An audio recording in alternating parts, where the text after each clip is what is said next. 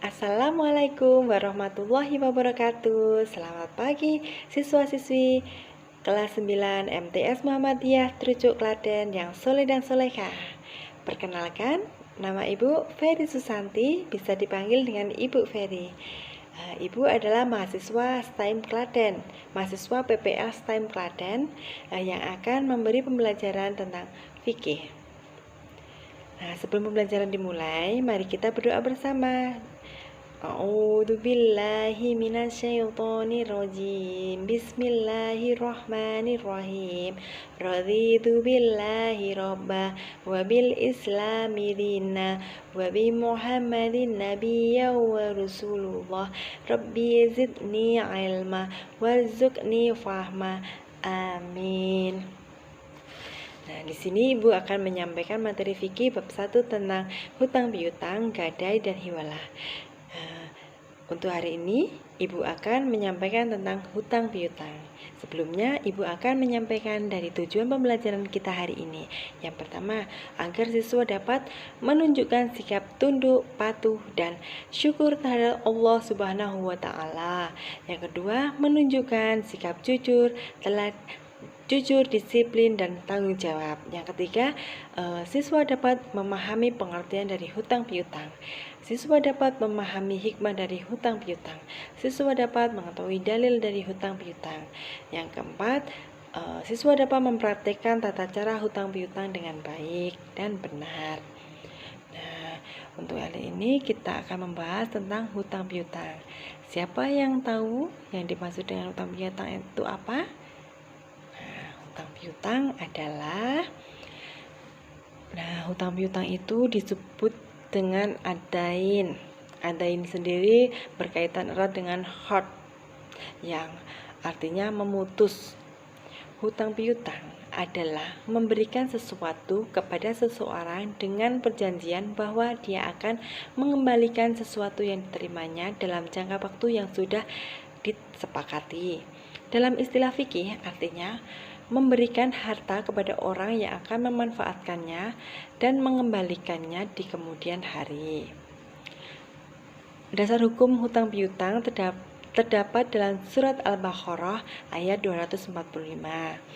A'udzu billahi minasyaitonir rajim. Bismillahirrahmanirrahim. Man zalladzi yuhridullaha hardan hasanan fayudaifahu ad'afan hasirah wallahu yahbidu wa yabsutu wa ilaihi turja'un. Yang artinya, siapakah yang mau memberikan pinjaman kepada Allah, pinjaman yang baik, menafkahkan hartanya di jalan Allah, maka Allah akan melipat gandakan pembayarannya dengan lipat ganda yang banyak. Dan Allah menyempitkan dan melapangkan rezeki, dan kepadanya lah kamu dikembalikan. Adapun hukum dari hutang piutang. Hukum memberi hutang piutang bersifat fleksibel, bergantung dari situasi dan kondisi. Yang pertama, hukum orang yang berhutang adalah mubah atau boleh, sedangkan orang yang memberi hutang hukumnya sunnah, sebab dia yang memberi pertolongan pada sesama. Yang kedua, hukum orang yang berhutang menjadi wajib, dan hukum orang yang menghutangi menjadi wajib juga jika meminjam itu benar-benar dalam keadaan terdesak. Misalnya hutang beras bagi orang yang kelaparan, hutang uang untuk biaya pengobatan. Adapun hukum memberi hutang bisa menjadi haram. Misalnya hutang untuk hal-hal yang dilarang dalam ajaran agama Islam, misalnya membeli minuman keras, berhutang untuk menyewa pelacur, berhutang untuk berjudi, itu tidak boleh. Dalam hutang piutang itu ada ketentuannya. Yang pertama, hutang piutang harus ditulis dan dipersaksikan. Yang kedua, pemberi hutang tidak boleh mengambil keuntungan dan manfaat dari orang yang berhutang. Yang ketiga, melunasi hutang dengan cara yang baik.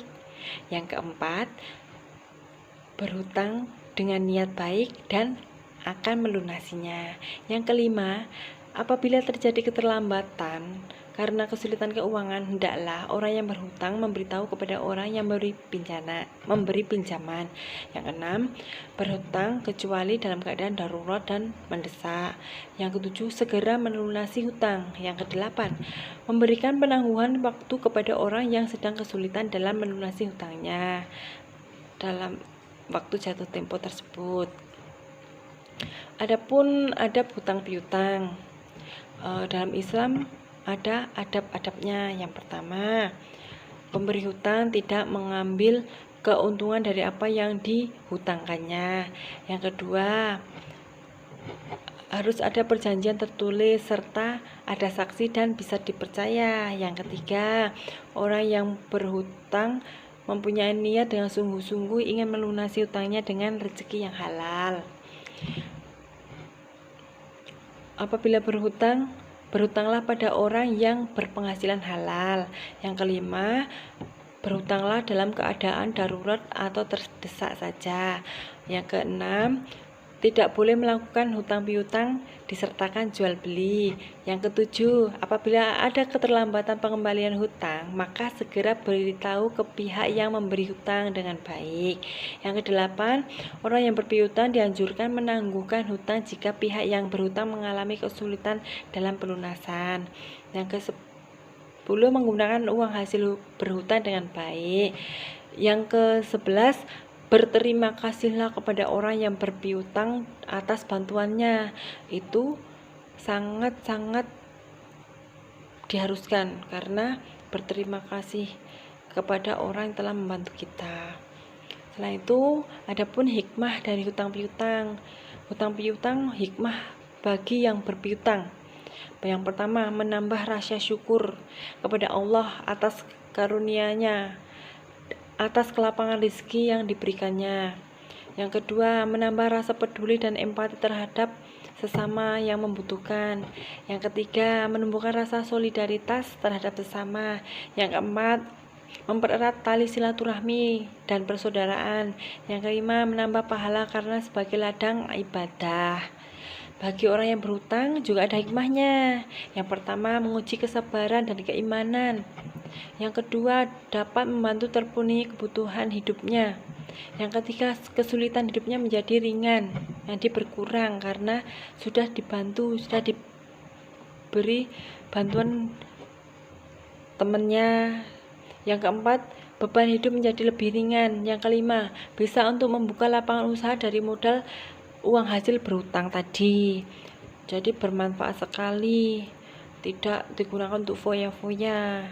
Nah, kira-kira sampai di sini Ibu memberikan pembelajarannya, apakah bisa diterima? Kira-kira apa ya yang siswa-siswi dapat simpulkan dari penjelasan Ibu tadi, yang Ibu sampaikan tadi?